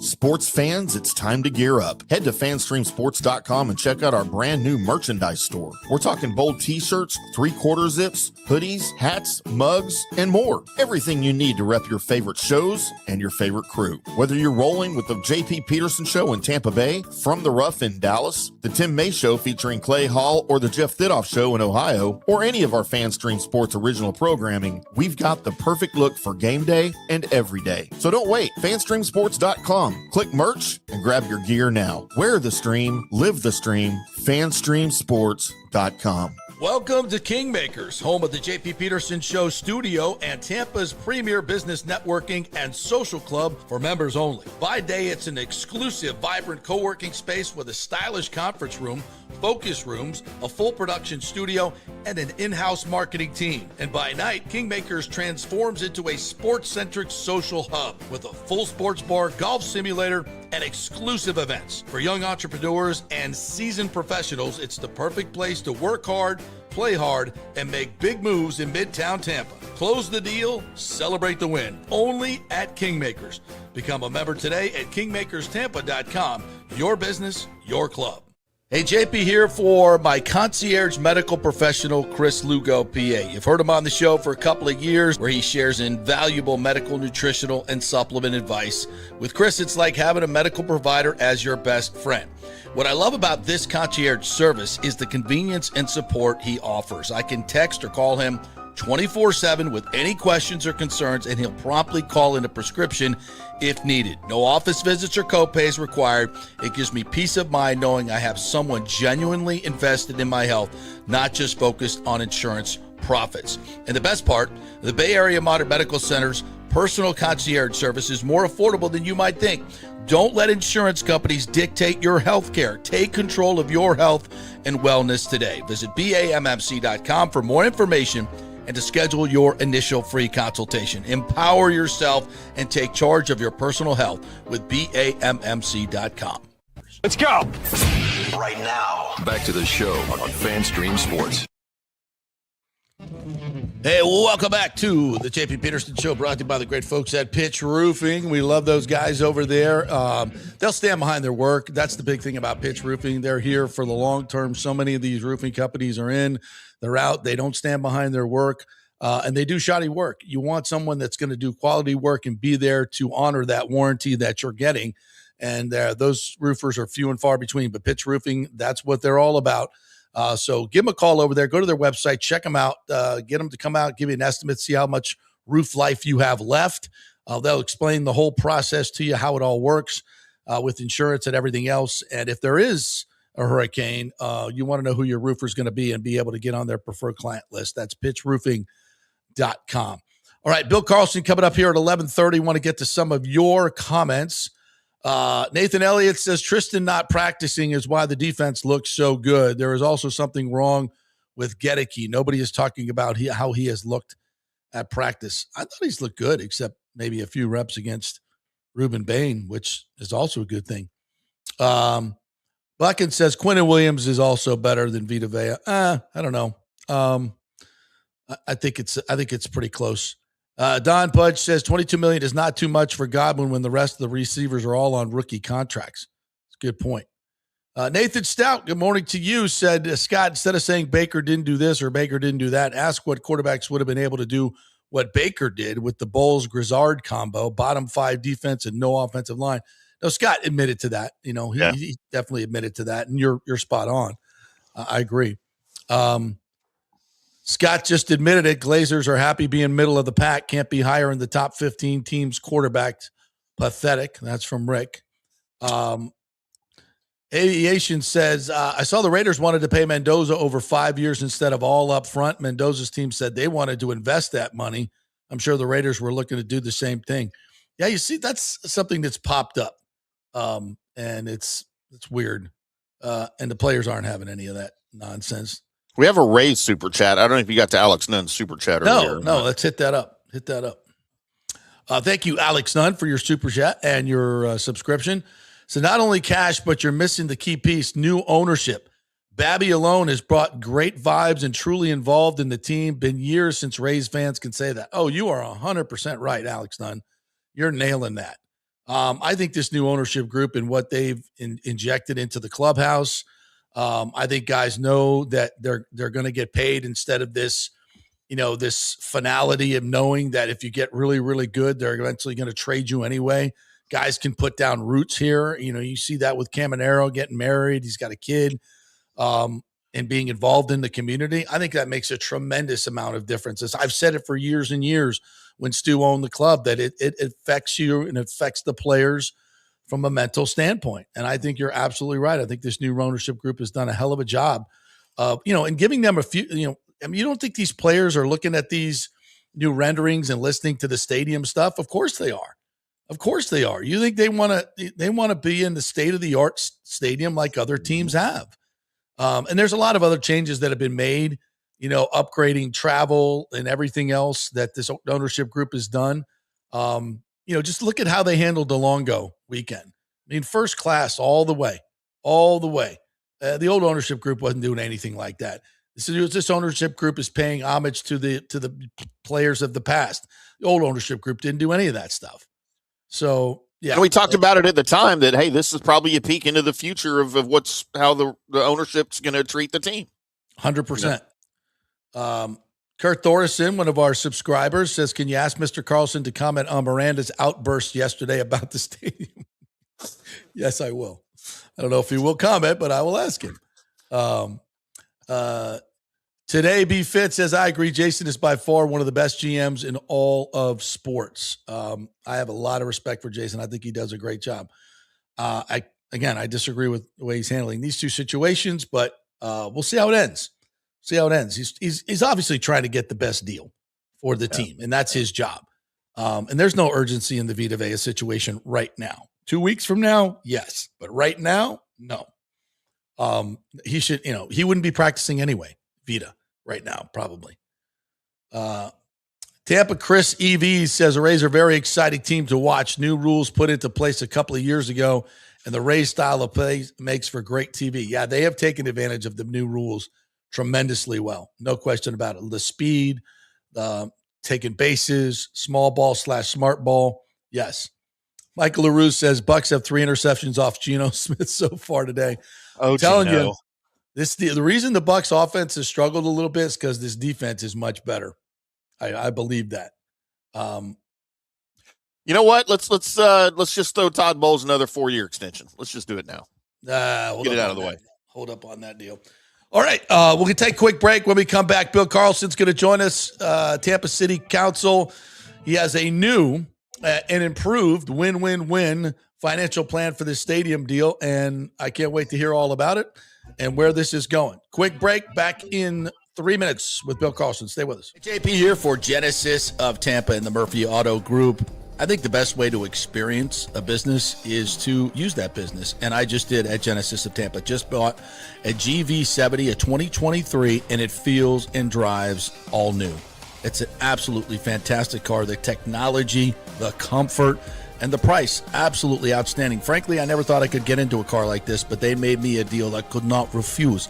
And I also get the VIP service where you can just drive right up, their pit stop service. They'll top off all the fluids, make sure your air in your tires is good, new wipers if you want them. If you need extended service, they will come to you, bring you a courtesy car, and then bring your car back. What more do you want? The experience was just VIP all the way. And you can get that at Genesis of Tampa. And don't forget, you can get extended warranty, which I did. So I have worry-free miles up to 100,000. And all they do is just take it in. Actually, I don't have to take it in. They come to me. It's perfect. It's Genesis of Tampa right there, 801 East Bears Avenue, right off of 275. Go see them and tell them JP sent you. Big thanks to Italiano Insurance, the great folks over there. They will soon be part of Gallagher Insurance. A little name change, but same great folks, same great customer service you've known for over 65 years. They do all the work. You save all the money. ItalianoInsurance.com at 813-877-7799.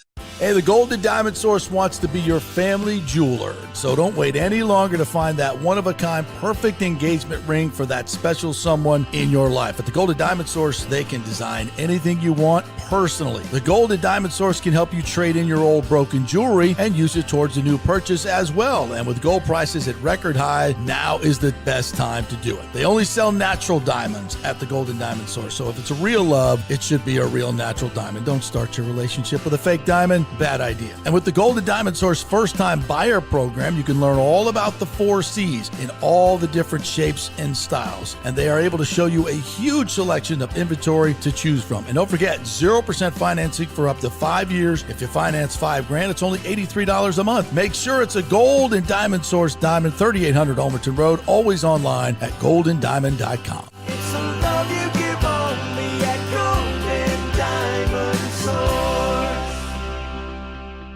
Hey guys, you already know that Riveters is the best sports bar in all of Tampa Bay, but now it gets even better for Rays baseball season. During all Rays games, check this out, $6 Tito's, $6 Jack, $6 margaritas, all during Rays games. Are you kidding me? And that's always a great pour from the great bartenders at Riveters. Great service, great food, everything is fresh, nothing is frozen. And let me tell you, if you want baseball and wings, you will not find any better than Riveters. Their sauces, like the blue cheese and the ranch and everything, is handmade, and the wings are big and they're perfect. Wings, baseball, Rays, Riveters. It all comes together during baseball season. Once again, in addition to all the great food and service, you get $6 Tito's, $6 Jacks, $6 margaritas. It's time to celebrate. Baseball season is back, and celebrate at Riveters. You know where it is, right there on Dale Mabry, just north of 275, just south of the stadium. See you there at Riveters. Pitch Roofing believes giving back is part of doing business the right way. That's why they proudly offer exclusive discounts to those who gave the most to our communities, including veterans, first responders, seniors, and teachers. And for listeners of the JP Peterson Show, there's even more good news. Pitch Roofing is now offering a special discount just for fans of the show. With so many roofing companies coming and going in Florida, it's important to choose a contractor you can count on long after the job is done, especially when it comes to honoring your warranty. Pitch Roofing is built for the long haul with a reputation for quality, transparency, and standing behind their work. Whether it's a repair or a full replacement, their team delivers honest guidance, quality workmanship, and no high-pressure sales. Call 727-67-PITCH, 727-677-4824, or visit pitchroofing.com to schedule a free estimate. Pitch roofing, roofing done right. Let's go. Right now, back to the show on FanStream Sports. All right, welcome back to the JP Peterson Show. Proud to be the show of record that has been bringing you all the stadium news, the ownership news, and we are hopefully close to the finish line here, and that's why we are so happy to bring on Bill Carlson of the Tampa City Council, and without question, the swing vote for this Rays stadium. Not to put any pressure on you, Councilman, but welcome to the show. Thank you for your time. How are you? Thank you. And I should say thank you for helping to bring the community together on this. I think you, in front of the camera and behind the scenes, have helped to bring a lot of the parties together. So thank you for your effort and all your supporters as well. Yeah, well, it's a labor of love. It's the right thing to do for Tampa Bay, and I've always been about that. So we trudge on, and hopefully your creativity. I want to thank you for your creativity and doggedness to get this done, because I know with the frustration that you've had to deal with in terms of the negotiations, you stayed with it. You finally got to Ken, and you've been able to create a creative solution that kind of works for a lot of different people. I'd like this. What you're proposing with the TIF and the CDD, it's kind of what they did in Atlanta. I thought that was a great model from the beginning. Tell us about it and why this is a win-win-win for everybody. Yeah, and sorry, it's a little bit complicated. Also, I'm speaking with my own perspective, because none of this has been voted on by anybody. It still has to be approved by the county, the county commission, the city council, and the mayor, and the Rays, and maybe other parties. But I'll just speak about the city proposal that I have out after having lots of conversations. What we have to do as elected officials is listen to all of our constituents and listen to all their concerns. And so what I did is I sat down, at Ken Babby's request, and we talked about what those concerns are and how to resolve them.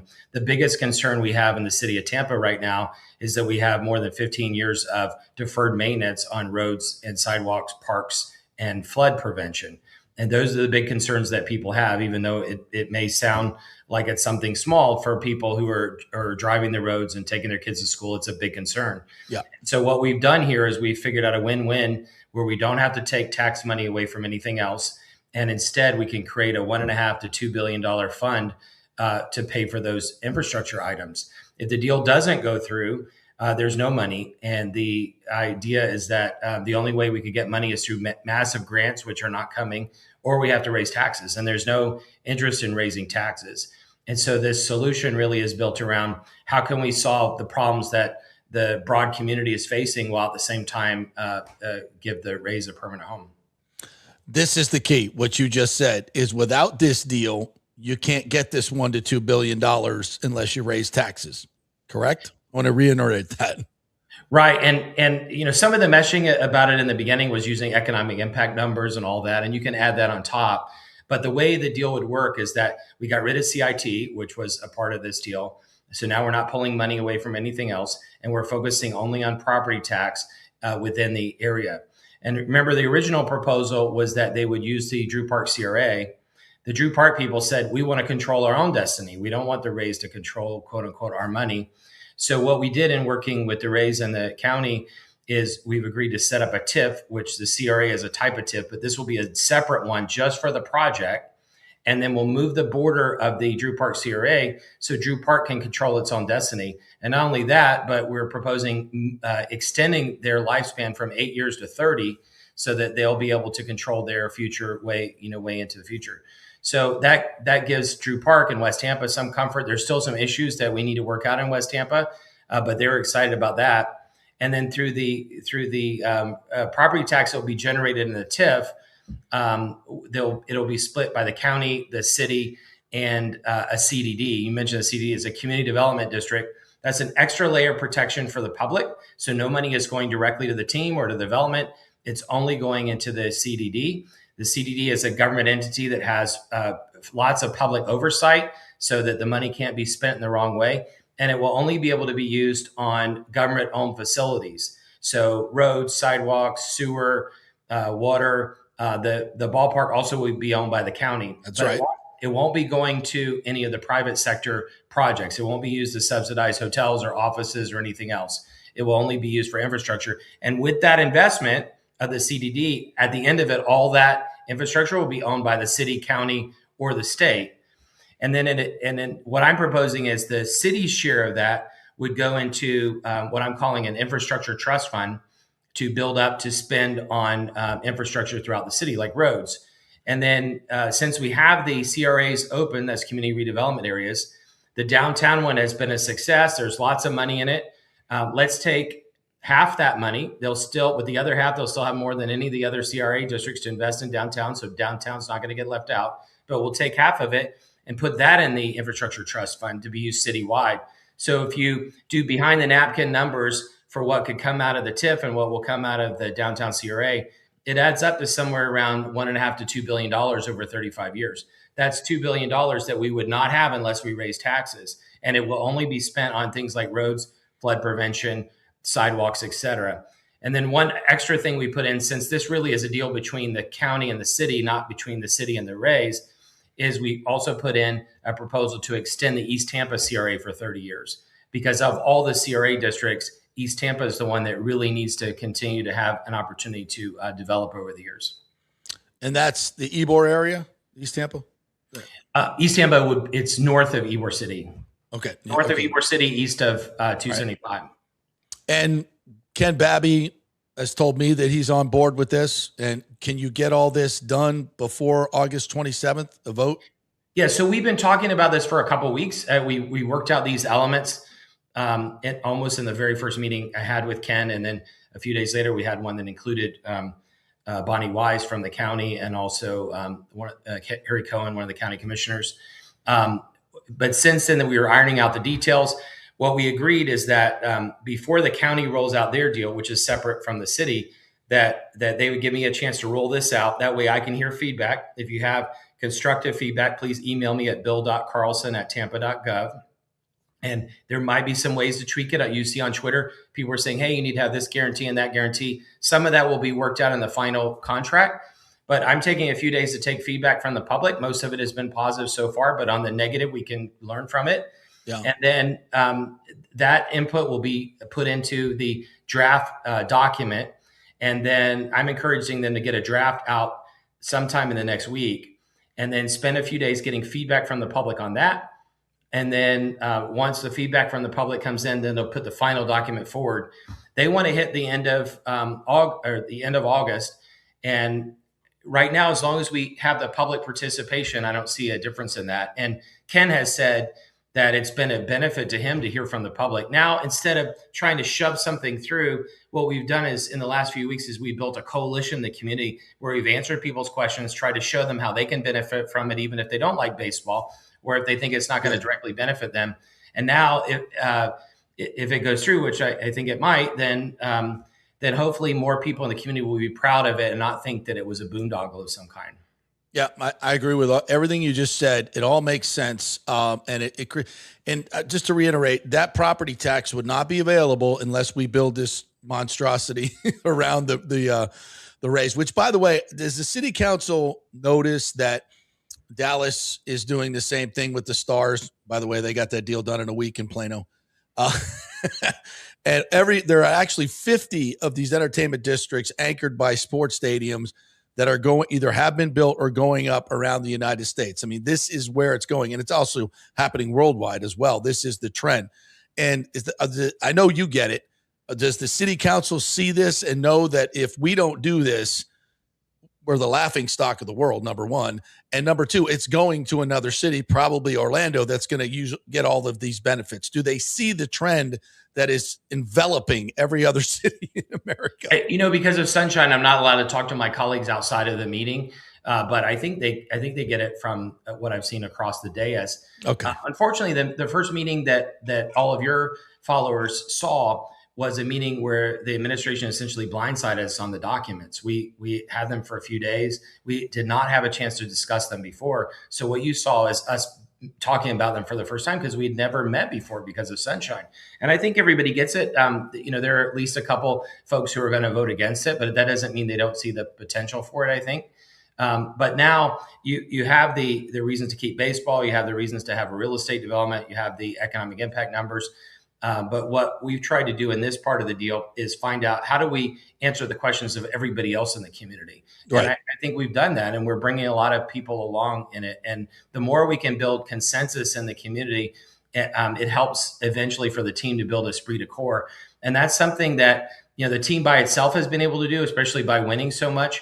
But if the broader community is invested and supportive of the project, then as they're winning, the broader community, even if they don't like baseball as much, will be wearing the TB hats and TB shirts. Yeah, proudly wear them all over the world. And, as we travel to other cities, New York or London or Tokyo or wherever, hopefully we'll be seeing more and more people wearing TB hats. Yeah, absolutely. Bill Carlson joining us here, Tampa City Council. So what I'm hearing is Babby's on board, you're on board, you're the swing vote. So that looks like a 4-3 to me.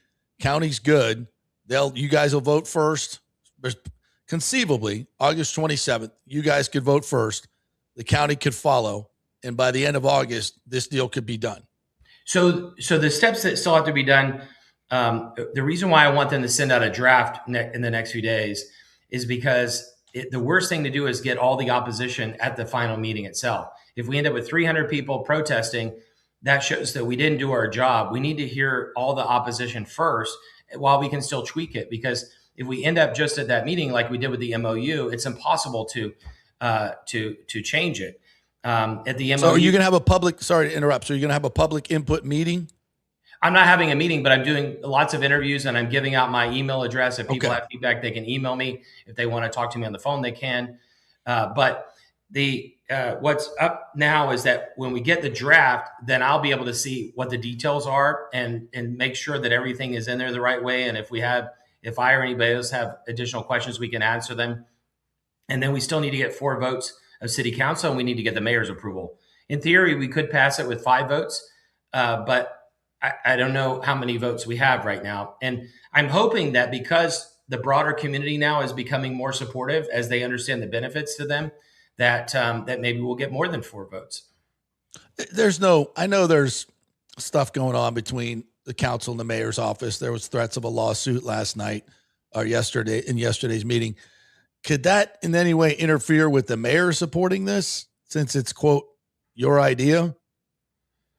Well, it's not just my idea. There's a bunch of this put together by a lot of different people. Okay, good. But the Rays met with the mayor over the weekend, and she seemed to indicate she was supportive. Okay, and so I hope that this will go through. This is not something, even though people accuse me and other people of getting involved in politics. At this point, we've got what might be a deal that could pass. And if we want to do something good for our community, we just all need to work together. And so I've offered to collaborate in any way they want if they want to work with me. This lawsuit that you're talking about with the administration, the mayor's office, would that interfere with this? And I know Charlie Miranda went on some rants yesterday, and don't get me started on that, but he threatened a lawsuit. Could that somehow interfere in this process? I hope that the mayor's office decides to provide the transparency that city council asked for yesterday. And if that happens, that gives us a chance just to, take that point and move past on. that. Okay. Yeah. So, my attitude is, I come from the business community. And so my attitude is always, let's avoid conflict if we can, but that doesn't mean we're not going to stand up for the rights of ourselves and our community. And so when you see me arguing, it's because I don't think the community is being treated fairly. And so hopefully we can move past this and get this done. And Charlie's issues, I mean, he's a no vote. I get that, but he could in any way have some lawsuit that could stop this or delay it? Because delay is not good. I don't know if Charlie would file a lawsuit, but there are a lot of people in the community that might. Don't forget that there's still the county's proposal, but the proposal that we have on the table right now for the city is pretty clean and direct. As you said, it's kind of standard in some ways. By the way, many of the ideas I suggested to Ken 6 months ago. So now we're finally coming around and putting them all in, which is a good thing. But the big issue was about using the CIT. And now that that's off the table, then the only thing would be if you're against any of the property taxes going into the infrastructure around the deal, then you may be against it. But none of the money is going to the Rays, and none of it is going to any of the for-profit entities. That's something that I mandated in this. And so if something changes along the way, that'll be different. Interestingly, I don't know if you know, but the hotels and the businesses are going to be taxed. But did you know that the skyboxes and other for-profit areas in the stadium itself will be taxed? I did not know that. So that will be included. I didn't know that. So that will create sales tax revenue? I don't know about sales tax, maybe, but for sure property taxes. And I know that because Bonnie Wise, who is the county administrator, is just brilliant.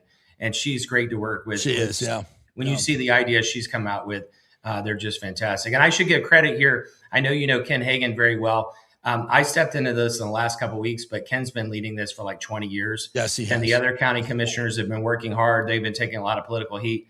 I'm not trying to take credit or anything. I'm just trying to find a solution to be a win-win for everybody. If we can solve the basic issues of our community while still keeping the team, that's a win-win. Yeah, we will make sure Ken gets his flowers when this is all said and done, that he deserves it. Because you're right, he has been taking the slings and arrows for a long, long time. But, he, like me, like you, we're all in this not because we want to give the Rays money, not because we're in it because it's good for Tampa Bay. And I've always talked about baseball doing it right here in Tampa Bay. And that's on this side of the Bay. Nothing against St. Pete. We love them. We need them. We need Pinellas to support this. We need to do this as a community. It doesn't work without everybody. So the good thing about St. Pete, I've been very involved in St. Pete over the years. St. Pete is used to going to Steinbrenner Field now. And so if it has to come to Tampa, they're okay with here. If it was in Ybor or further east, we would lose the St. Pete people. I agree. Yeah. So this is a great way to keep it regional. All right. I know you got to go. Thank you for joining us. So just before we go, you're pretty upbeat about this all taking place within the next couple of weeks and getting everything done. There's still ways that people could throw a problem into it. And so please, for any of your followers or fans, please ask everybody just to have a level head. I've gotten lots of emails and texts from longtime supporters in the last few days who say, hey, you're supporting baseball. I'll never support you again. And this is the risk that we take. But I've always been somebody who does what's right, not what's popular. And although there are many baseball fans that are in favor of this, hopefully the rest of the community will come along and they'll understand that this is not a subsidy. Not just baseball. No, it's not a subsidy for the Rays. No. It's not a subsidy for private invest. It's building infrastructure that will be owned by the community. And guess what? The city will get up to $2 billion in much needed infrastructure without raising taxes. A tremendous benefit. Yeah. Yeah. All right, Bill, thank you so much. I appreciate your time. Keep us posted on everything if anything happens. And there's a lot of people, our Petermans here, that are supporting you. Apologies for maybe that not being the case early on when there was some misunderstandings, but I understand we're all in this for the right reasons, and that's for baseball and non-baseball fans to get it. This is a very important thing for the community. So one more thing before I go is on City Council, Alan Clendenin has been leading on this all along. Yes, as well. Yeah. So thank you to him for his support. He and I can't talk about it, but I know he continues to be a champion for this. So please, everybody, thank him as well. He's been amazing. All right, Bill, thank you very much. Appreciate your time. Bill Carlson there, and also running for mayor. So, and I know he wants to be a mayor of a city that's going to have something like this. So, absolutely. All right, Timmy, are you there? Again, I'm getting a circle here. I'm here. Okay, cool. I want to get to our comments here in the last 9 minutes before. Sounds like Bill's on board, by the way. Yeah, he is. Big time. Yeah, I mean, let me just sum that up by saying, what I've been telling you for a while, folks. I've never been more optimistic about this because I know what's been going on behind the scenes, and we've told you about it, that it's everything is moving in the right direction. As we said months and months ago, watching the sausage be made is going to be ugly, and it's going to get political, but in the end, the deal's too good. It's too smart. It's too great of an opportunity. The whole situation lines up so perfectly that you can't F this up. And I've always believed that. And there's going to be opposition. And I think the more and more, to Bill's point, the more and more non-baseball people that say, you're supporting baseball, I'll never vote. That's crazy. This is not about baseball. It is about baseball, but it's not just about baseball. It's about so much more than that. And you're seeing this with other cities. These are not baseball subsidies to owners. And we've got comments coming in about, what happened with the football stadium many years ago, blah, blah, what happened in Miami. You people have to understand this is not Miami. This is a completely different situation. There's no entertainment district around the Miami stadium. There's no ridiculous financing that was part of the Marlins deal in this deal. It's not in the worst part of Miami in a terrible location. The deals couldn't be any more different. But opposition people keep bringing this shit up, and you have no fucking idea what you're talking about. It's not even close. Oh, but what about the Bucs? This deal has nothing to do with the Buccaneers of 35 years ago. They said they were going to pay, but they didn't pay. Just ridiculous stuff. You people don't know what you're talking about. You haven't looked into the deal. You don't know the details of it. And you just sound stupid, ignorant, and dumb. So get out of here with that. I'm not even going to read your comments. Wait, JP, I'm not sure that we all understand exactly how you feel there. Can you reiterate? I think we figured that out. Evan says, did he give any timeline of voting? Yes, we just did that. August 27th will be the meeting where this could come to a vote. He wants to get a lot of public input before that, get a draft of the deal out there to the people. So yeah, Michael says winter shovels getting into the ground. Well, as I said, demolition has already begun. But there's, as far as building the stadium, fourth quarter, September, October, November, we get shovels in the ground. And again, I don't get hung up on opening day 2029. It's can be construction delays and all those things. We got a great fallback in the trop. Get the deal done. That's what needs to be done. We want to have opening day 2029. That's a big deal, but the bigger deal is getting the financial deal done. And then we'll go from there. You know, if we get 35 monsoons between now and 2029, it ain't going to get done. But that's not the point. It'll be done eventually. And that's the point. I think you guys are recapping, and we're recapping, and you got what's going on. Rick says Charlie is writing a strongly worded parchment. As soon as he finds his inkwell and sheepskin, the horse and rider should be rested by Wednesday. Yeah, absolutely. Oh, parchment. Pooh Shiesty says, thank you for your membership, says, without violating sunshine laws, does Mr. Carlson think this would be agreeable to other council members? We asked that question, but I think you got the answer to that. And again, we know who the no's are, and we know he's the swing vote. Guido, I think Guido could say yes. I think he will. I think this vote will actually be 5-2. But again, we don't know until we know. Your Charlie jokes are incredible, Rick. I can't read them all. What else we got here? Nathan Stout says Ray's new owner signing former Orioles manager Brandon Hyde to senior advisor has been huge. The Orioles fired him after back-to-back playoffs. Big part of our farm rebuild. He advocated for Tyler Wells. Well, that's been an absolute killer acquisition so far. That's for sure. You get a couple more here from the beginning of the show from our great members, which, by the way, you could become a VIP member at the YouTube page. Go to that, FanStream Sports Tampa Bay. Alejandro says the eighth inning was just what the Rays needed, being that we scored 8 runs against their bullpen, which is the worst in Major League Baseball. Junior's homer was nice to see. The Blue Jays beating the Red Sox was as well. Yes, thank you. Boo Shiesty says 7 wins in a row for our Tampa Bay Rays, 6 games up in the division, on pace for 95 wins, number 1 seed in the AL, and a new stadium on the horizon. It's a great day in Tampa Bay. As I postulated months ago, Timmy, the greatest season in Rays history. It is upon us. It is upon us. What else we got here? Alejandro, good start for Peralta, and I'm going to see him at the Trop this weekend. If the matchup is correct, he should pitch Sunday against Trevor Rogers. Let's go Rays, and happy that we are on a nice run. Yeah, I think I might be going Saturday for the Jordan Davis concert as well. A little boat day, a little Rays day, a little country music. I think we can get that done. Kurt Thorson, one of our members, says a lot of shenanigans at Council Monday, calls for the state AG to go after Castor. Miranda threatening a lawsuit that the stadium is made with public money.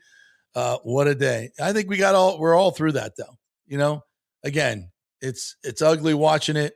It feels bad, but they're going to get this done. What else we got here? A lot of Miranda jokes. A lot of Miranda jokes. Jimmy J. Voyager says, great comeback by the Rays. Carson Williams needs to go. Cannot hit. Need to call up Jacob Melton for his offensive bet. I agree. Daddy Boy Kane, hey, sorry we didn't get your Canes update. We got to get you on the show as well to do a little Canes talk, my friend. Amon Richards is at practice today. He will join us tomorrow. I'm going to do that interview at 2:30 today. So if you have any questions about the Canes that you want, put them in the chat. We'll give it an ask. What Let's see this one from Anthony Manzano says, do you guys think also the reason why there's hesitancy for the county to pass a new stadium because they probably saw the disaster that was the Miami Marlins situation? I think we've answered that. Yep. It's a completely different deal. Anything else you see here that's new and interesting?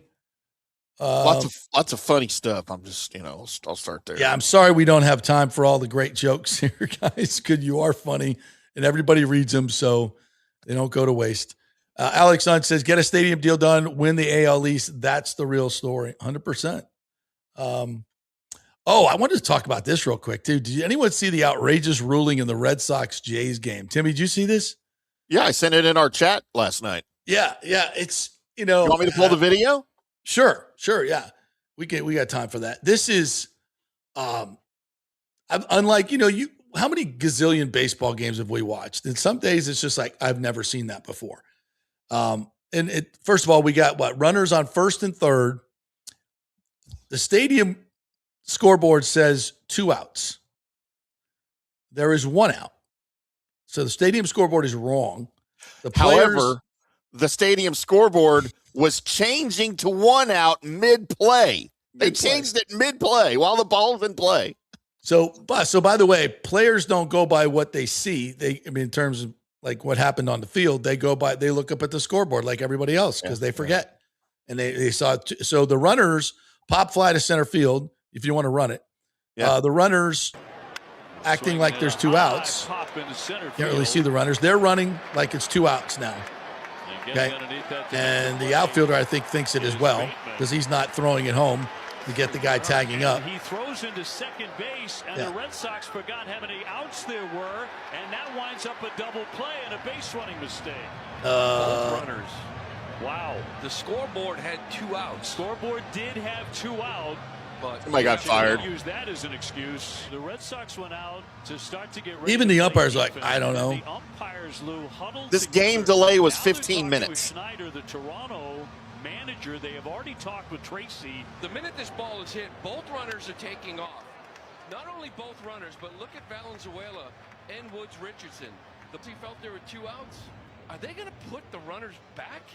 I don't know what more you'd be arguing about still if you're Schneider. So basically, actually scores because they went and got the second out at first base. Right.